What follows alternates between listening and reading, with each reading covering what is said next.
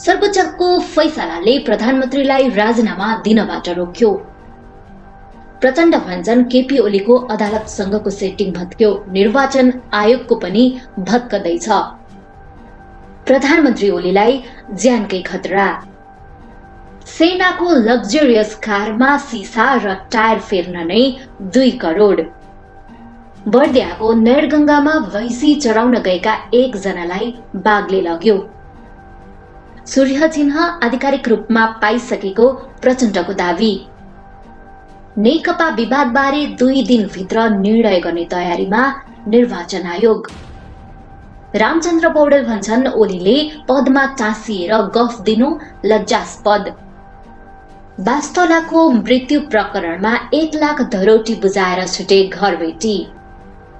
संसद र संसदका कर्मचारीलाई फागुन 19 देखि 21 गतेसम्म खोप लगाइने।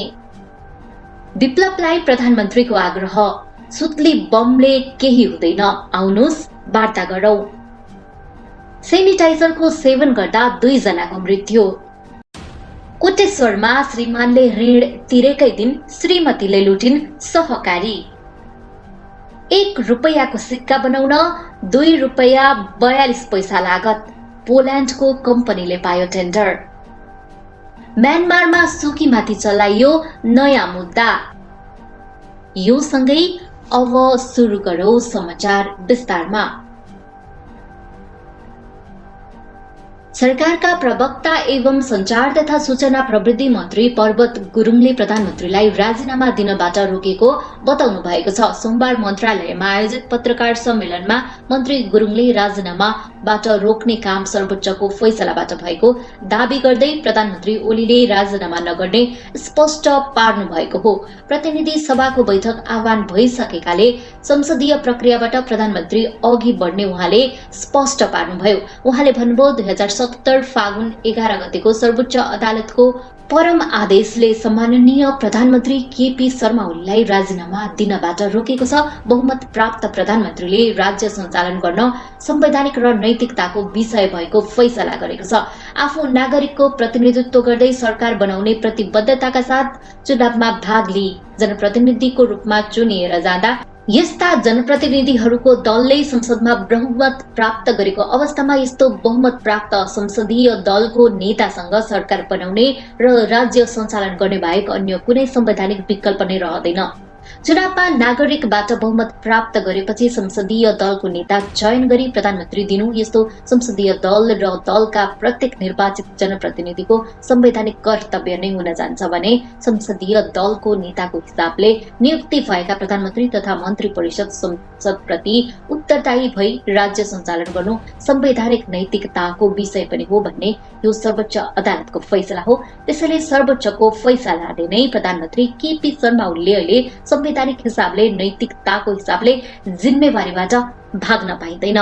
मन्त्री गुरुङले प्रधानमन्त्री ओली नैतिकताको हिसाबले पनि राजीनामा गरेर भाग्न नपाउने तर्क गर्नुभयो। उहाँले प्रधानमन्त्रीको राजीनामा माग्नेहरूलाई आफ्नो राजनीतिक पृष्ठभूमि हेरेर राजनीतिबाट नै सन्यास लिन पनि सुझाव दिनुभयो। उहाँले भन्नुभयो प्रधानमन्त्रीले नैतिकताको आधारमा राजीनामा दिनुपर्छ भन्ने आवाज सुनिरहेका छौं। प्रधानमन्त्रीले राजीनामा दिनुहुन्न भन्ने सर्वोच्च अदालतको फैसलाले नै भनेको छ। प्रधानमन्त्रीलाई नैतिकताको पाठ सिकाउनेहरूलाई कुन धरातलबाट उभिएको छु भन्ने कुरा एकपटक फर्केर हेर्ने हो भने उहाँहरूले राजनीतिक ढंगबाट सन्यास लिँदा हुन्छ।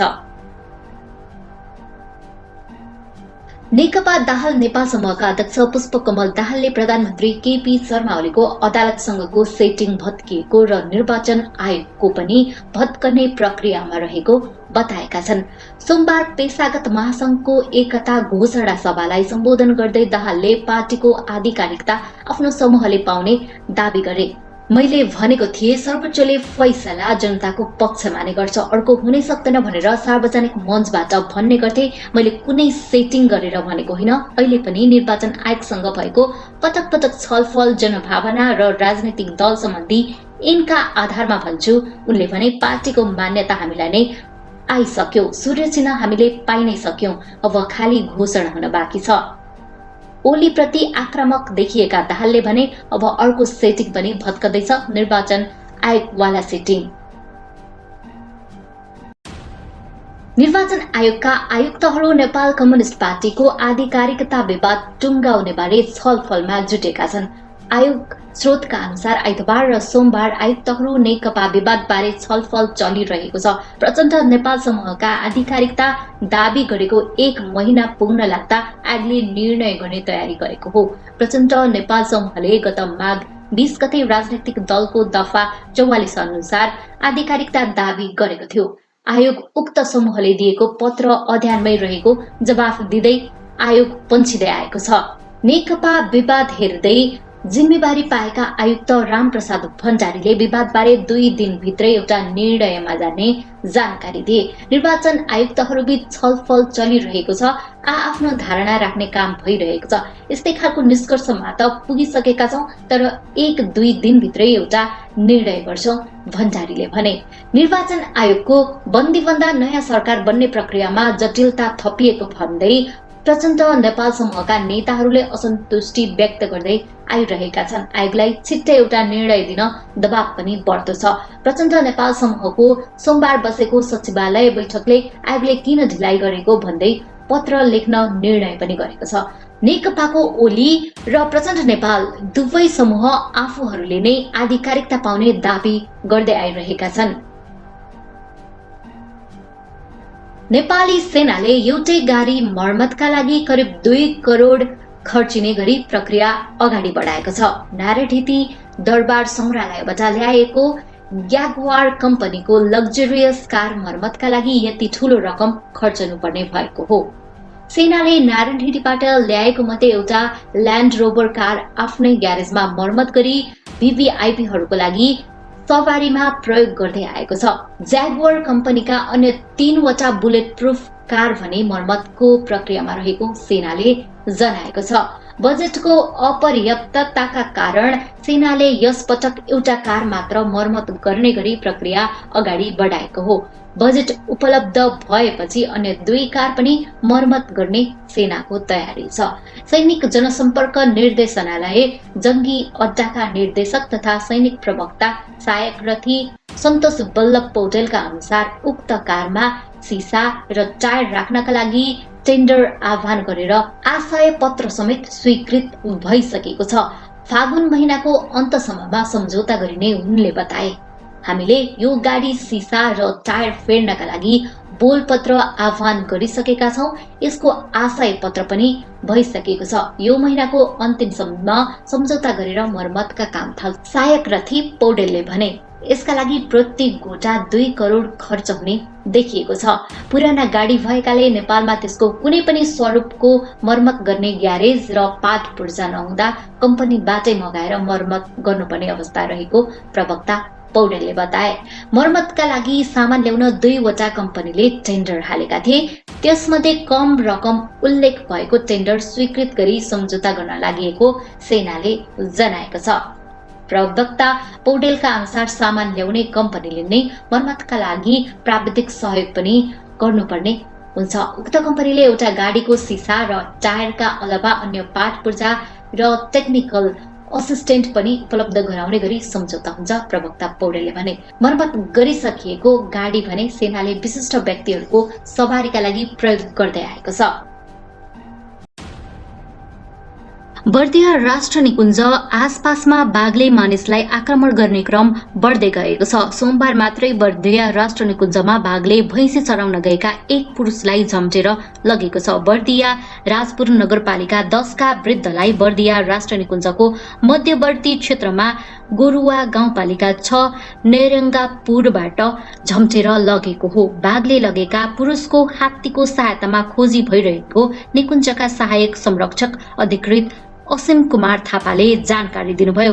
गएको पुस 17 गते कर्णाली चिसापानी सडक खण्डमा मोटरसाइकलमा यात्रा गरिरहेकी एक महिलालाई बाघले झम्टेर ज्यान लिएको थियो। बर्दियाको खाता कोरिडोर र गोरुवा गाउँपालिका क्षेत्रमा मात्र 1 वर्ष यता बाघको आक्रमणबाट 6 जनाको ज्यान गइसकेको छ। राष्ट्र निकुञ्जमा बाघको संख्या 87 पुगेको छ।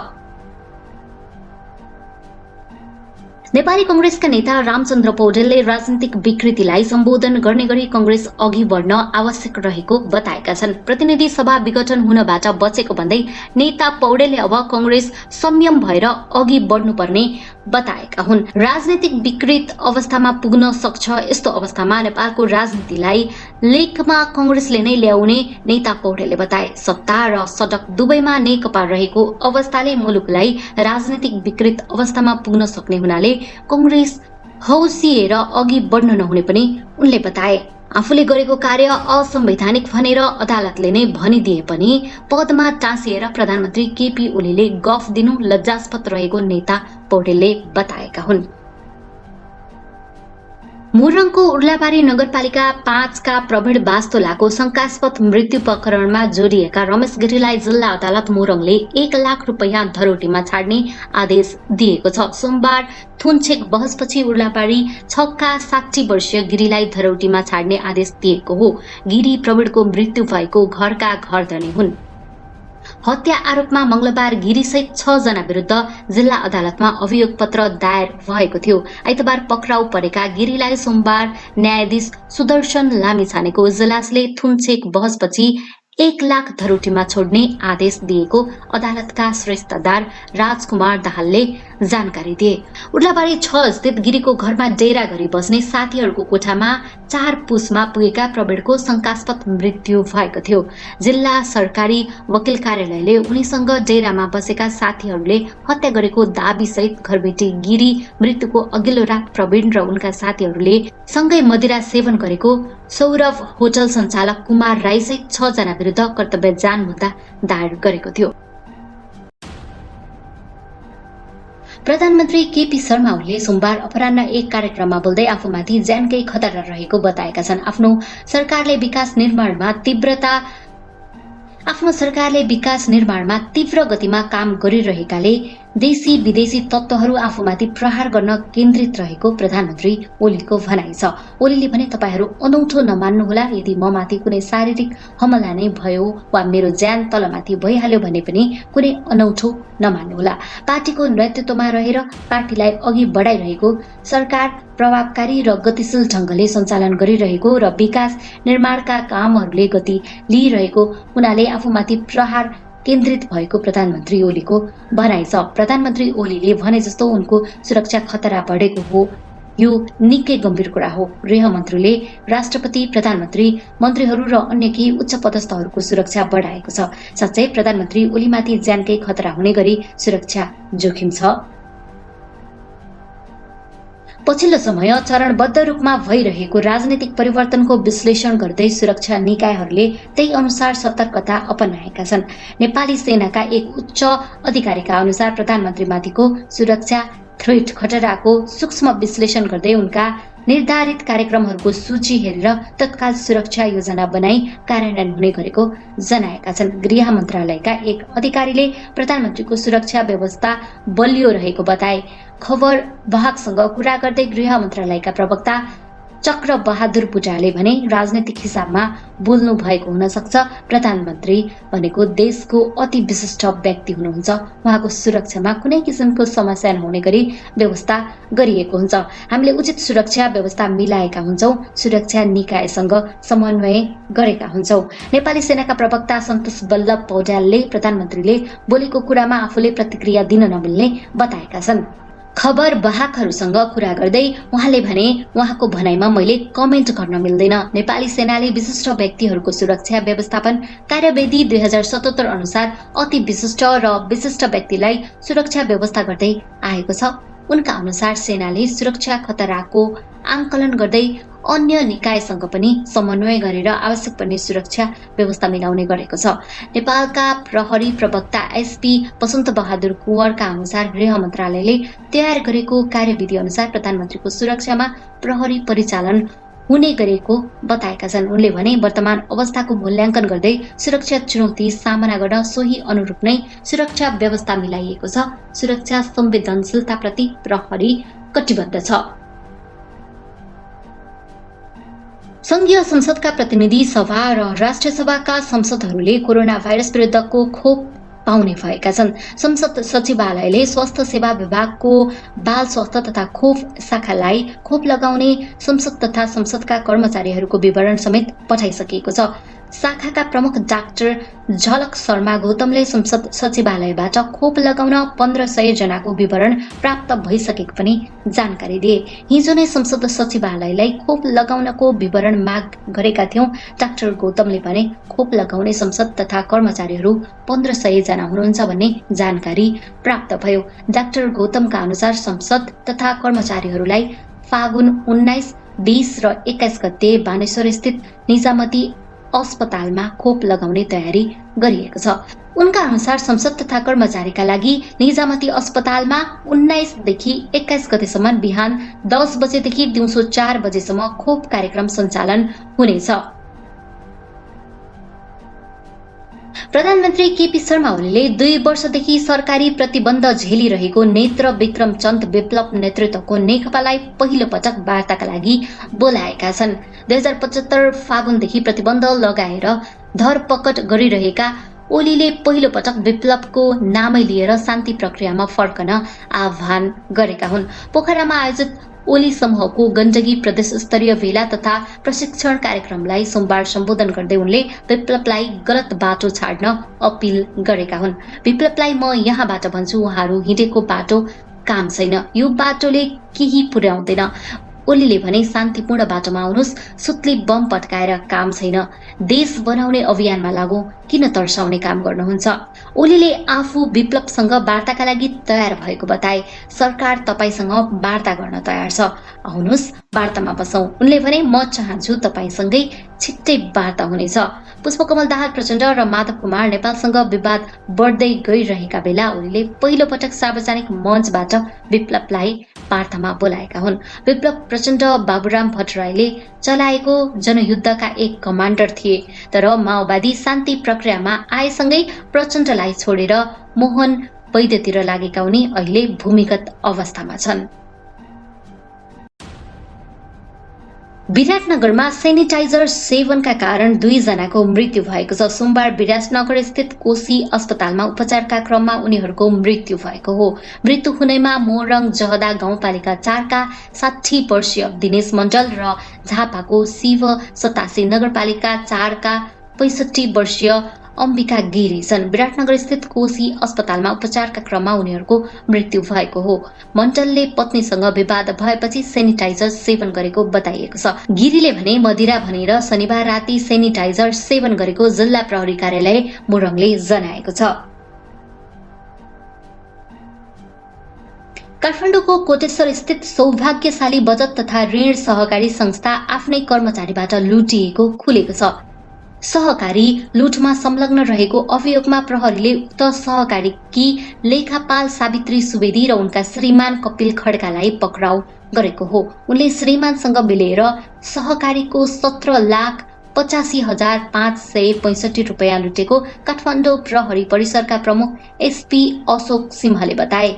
गत माघ 25 गते साँझ 5 बजेपछि 26 गते बिहान 7 बजेभित्र उक्त सहकारी लुटिएको भए पनि कर्मचारीले भने 26 गते बिहान कार्यालय पुगेपछि मात्र थाहा पाएका थिए। कार्यालय खुल्लै रहेको देखेपछि कर्मचारीहरूले लुटिएको जानकारी पाएको र त्यसपछि मात्रै प्रहरीलाई खबर गरेका थिए। रकम राख्ने कोठा र दराजको चाबी सहकारीका अध्यक्षसँग मात्र थियो, तर पनि सहकारी तोडफोड नगरी चाबी खोलेरै चोरिएको पाइएपछि प्रहरीले सुरुदेखि नै त्यहाँका कर्मचारीमाथि बढी आशंका गरेको थियो। 25 गते बैंक बन्द भइसकेपछि एक ऋणीले 10 लाख रुपियाँ बुझाएका थिए। उनी सावित्रीकै श्रीमान थिए। बाँकी रकम बजारबाट संकलन भएको थियो। सावित्रीका दम्पतिले भक्तपुरको ठिमीमा घर बनाउँदा सहकारीबाट ऋण लिएका थिए, तर घर बनिसक्दै उक्त ऋण तिर्न सो दिन कपिल सहकारी पुगेका थिए। कपिलले ऋण बुझाएपछि सावित्रीले उक्त रकम निकालेको र उनले पहिले नै नक्कली चाबी तयार पारेको पाइएको छ। सहकारीका अध्यक्षलाई गत कार्तिकमा कोरोना संक्रमण भएको थियो। त्यही बेला सावित्रीले नक्कली चाबी तयार पारेको पाइएको छ। नक्कली चाबी तयार गरेको सहकारीका सञ्चालक र अन्य कर्मचारीलाई थाहा भने थिएन।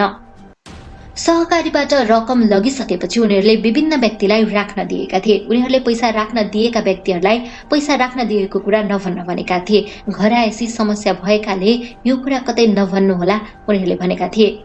लामै योजना गरेर लुटेको देखिन्छ। सुरुमा अस्वीकार गरे पनि अहिले उनीहरूले गल्ती स्वीकार गरेको प्रहरीले जनाएको छ। 1 रुपैयाँ दरका 30 करोड सिक्का छपाई तथा आपूर्तिको ठेक्का पोल्यान्डको कम्पनी मेन्निका पोल्साकाले पाएको छ। सिक्का छपाई तथा आपूर्तिका लागि नेपाल राष्ट्र बैंकले आह्वान गरेको बोलपत्रमा यो कम्पनीले 51,15,000 युरो सोमबारको विदेशी मुद्रा विनिमय दर अनुसार 72 करोड 79,66,800 रुपियाँ बराबरको प्रस्ताव हालेको हो। मेन्निका पोकाल्स्का पोल्यान्डको एक मात्र सिक्का छपाई गर्ने कम्पनी हो। यो कम्पनीले 1 रुपैयाँ दरका सिक्काको डिजाइन, निर्माण र आपूर्ति समेत गर्नेछ। यसरी हेर्दा 1 रुपैयाँ दरको सिक्काको लागत प्रति सिक्का 2 रुपैयाँ 42 पैसा बराबर रहने देखिन्छ। म्यानमारकी प्रजातन्त्रवादी नेत्री आङ सान सुकी विरुद्ध नयाँ मुद्दा चलाइएको छ। सोमबार भिडियो लिङ्क मार्फत अदालतमा उपस्थित भएकी सुकीलाई अतिरिक्त फौजदारी मुद्दा लगाइएको हो। म्यानमारमा सेनाले गरेको कुको विरोधमा निरन्तर आन्दोलन भइरहेको अवस्थामा प्रजातन्त्रवादी नेत्रीमाथि अतिरिक्त मुद्दा चलाइएको हो। यसअघि सोमबार म्यानमारमा भएको आन्दोलनमा प्रहरीको गोली लागि 18 प्रदर्शनकारीको ज्यान गएको थियो। सुकीका वकिल मिङमिङले दिएको जानकारी अनुसार सुकी राजधानी स्थित एक अदालतमा भिडियो लिङ्क मार्फत उपस्थित भएकी र उनी स्वस्थ देखिएको बताइएको छ। गत फेब्रुअरी 1 मा हिरासतमा लिएपछि सुकी सार्वजनिक रूपमा देखिएकी छैनन्।